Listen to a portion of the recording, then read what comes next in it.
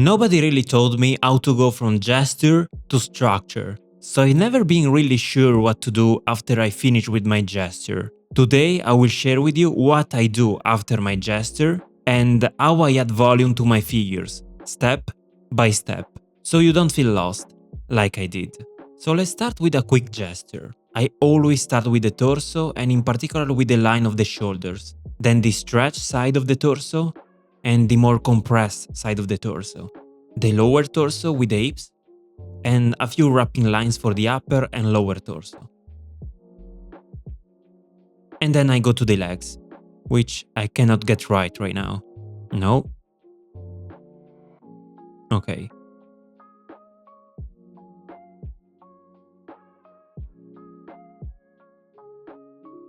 Just a couple of lines for the legs.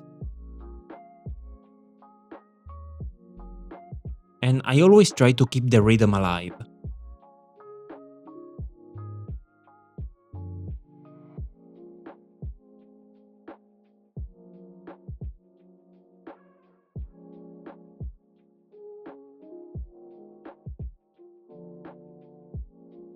For the arms, I just use a couple of lines,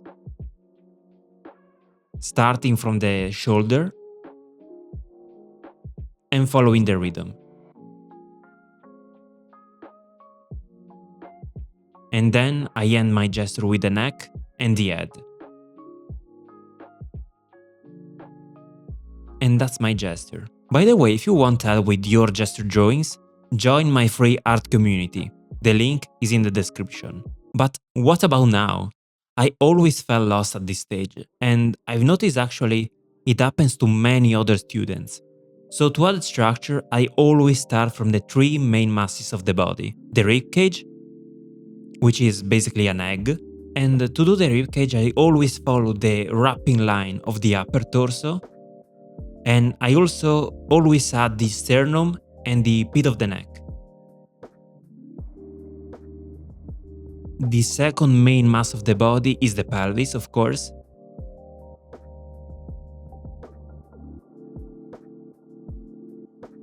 I always like to add the cavity of the pelvis.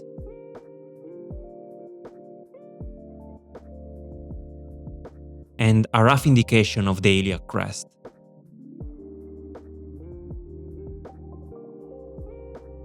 Also, I like to have an idea of where the femur attaches. The third main mass of the body is of course the cranium, the head. And I just use a sphere with a kind of a boxy shape attached to it to indicate the jaw.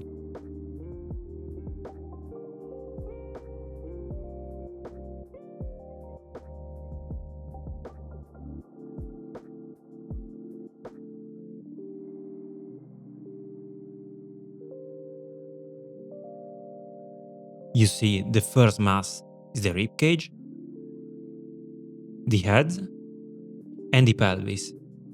And the relationship between these three masses is so important for the whole pose. Now let's go to the limbs. I always start with the legs. Upper leg, which is a cylinder that tapers down the bottom, going into the knee, that I indicate with a simple sphere. And then the lower leg, which is another cylinder that tapers at the bottom, towards the ankle. And I always... Come on, I should be able to draw a wrapping line. No? Okay. And then a simple boxy shape for the foot. I keep everything loose at this stage, so no need to go into details yet. But you can also see that I use gesture as an indication, as a guide, as a blueprint for what's coming next, for structure. And here you can actually see that gesture is not supposed to be the contour or anything else. It is just an underdrawing to guide the next steps.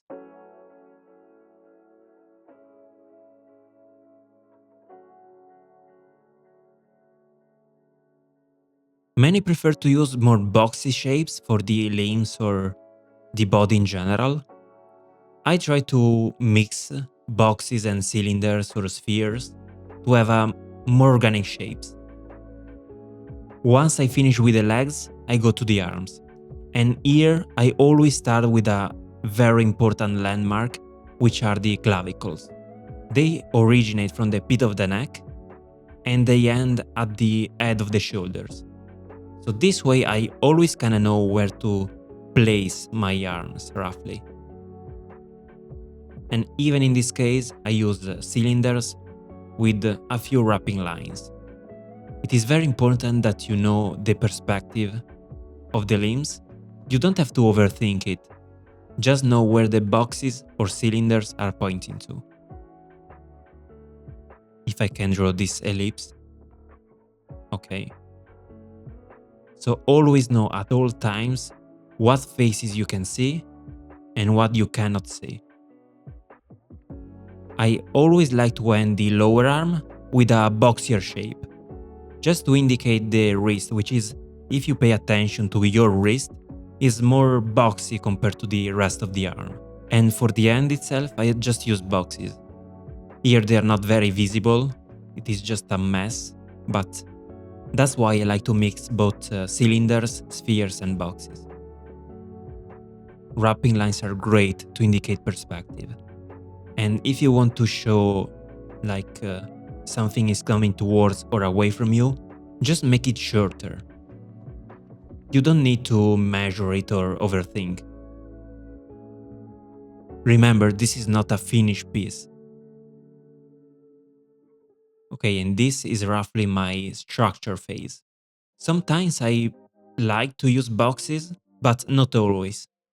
Boxes actually give you a clear indication of the perspective. But one thing I always think about is the spine. And you can see how it follows an S-curve. It starts from the neck, it follows the rib cage, it curves in the other direction to go into the pelvis and end in the sacrum. It is an S-curve and this is really crucial to draw any figure. Another thing that I always think about are the landmarks. The landmarks are some bones that you can see at the surface of the body and that are like kind of a reference points to place all the bones, the muscles, the anatomy. The first one is the pit of the neck, the starting point of the clavicles, the sternum, the two ends of the rib cage, and then the clavicles that look like the handlebar of a bicycle. Other ones are the ends of the iliac crest, which are great reference points to use together with the ends of the rib cage and the end of the pubic bone. And from this stage, you can add on top of all this the anatomy and the connection, for example, like in this case between the ends of the rib cage and the starting point of the pelvis. Pay attention to where the torso stretches and compresses. And this is it. This is how I go from gesture to structure. I use gesture as a loose guide to avoid making my structure too stiff and boring. And if you want other tips like this, I'm going to start a free newsletter where I will share everything I learn in my figure drawing journey. The link is in the description below, and I will see you on my next step.